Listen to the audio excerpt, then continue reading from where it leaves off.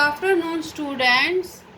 हम पढ़ रहे थे अर्बन एडमिनिस्ट्रेशन। उसमें आपने देखा कि कैसे भी हर उस किसी भी टाउन किसी भी सिटी की सारी प्रॉब्लम्स कैसे काउंसलर और मिलके दूर करते हैं, कैसे काउंसलर्स इलेक्ट होते हैं, किस प्रकार कमिश्नर और एडमिनिस्ट्रेटिव स्टाफ अपॉइंट होता है, बहुत ही डिस्कशन करते हैं सब मिलके, तब जाके वो किसी प्रॉब्लम का हल निकालते हैं या कोई नई चीज़ सेटअप करते हैं।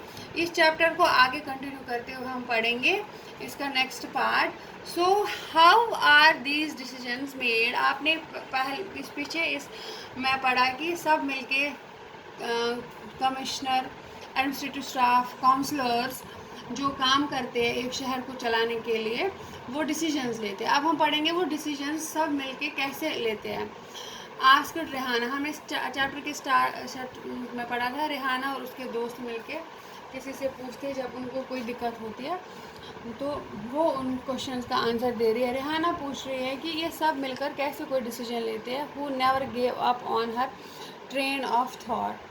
Well all of the ward councillors meet, सभी वार्ड काउंसलर्स एक ही जगह मिलते हैं, मीटिंग बुलाते हैं, बैठक जिसको कहते हैं। And they make a budget and the money is spend according to this.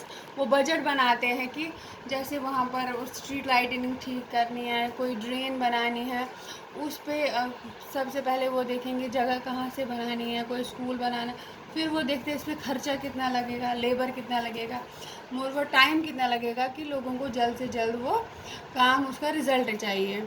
The ward councillors try and ensure that the particular demands of their wards are placed before the entire council. Ward councillors इस चीज़ का ध्यान रखते हैं कि जो particular demands है लोगों की, जो दिक्कत है वो सबसे ज़्यादा से ज़्यादा दूर हो सके, और उनको आगे रखते हुए सबसे पहले उनको प्राथमिकता दी जाती है कि जो लोगों की डिमांड है। These decisions are then implemented by the administrative staff.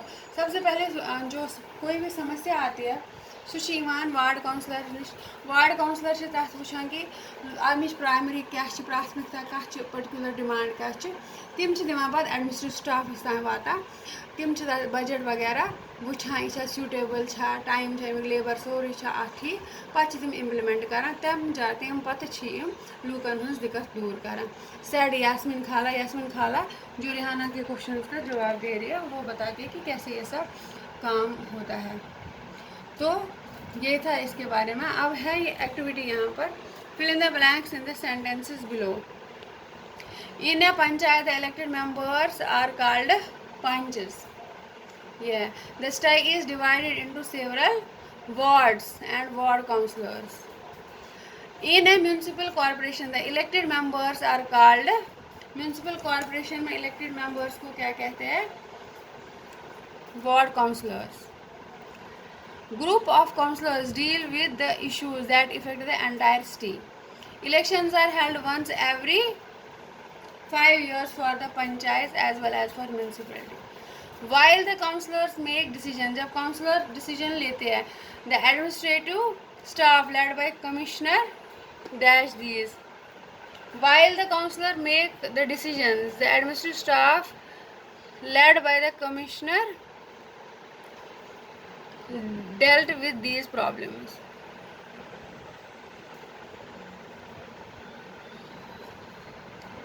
ये है बेटा एक ज़रूरी काम कि जो भी हम सिटी में कोई काम करते हैं कहीं वार्ड में, उसका बजट के लिए पैसे, how does the municipal corporation get its money, उन लोगों को कैसे पैसे मिलते हैं उसके बारे में हम थोड़ी सी जानकारी यहाँ दी गई है।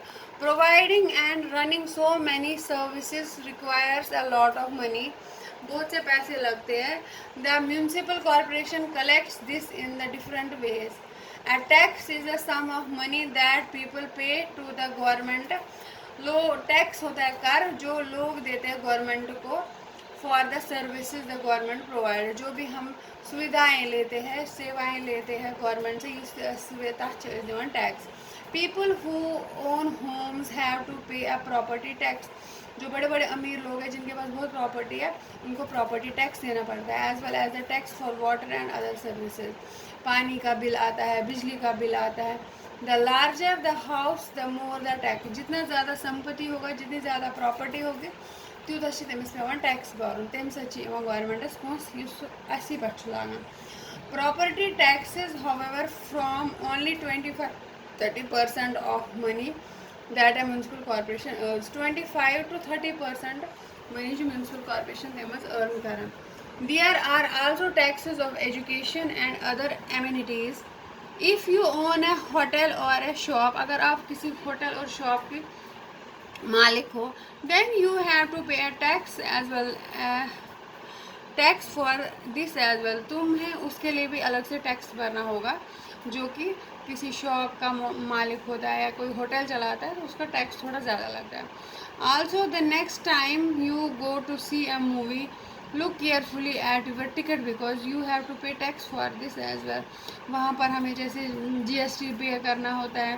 पहले वैट होता था ये सब गवर्नमेंट के खाते में जाता है दस why rich people account for property tax a much wider population pays more general taxes अमीर लोग ज़्यादा टैक्स देते हैं बाकी लोग बिल वगैरह देते हैं इस तरह से म्यूनसिपल कॉरपोरेशन के पास पैसे आते हैं वो फिर वही पैसा आके वापस लोगों की सुख सुविधा में जोड़ते हैं thank you have a nice day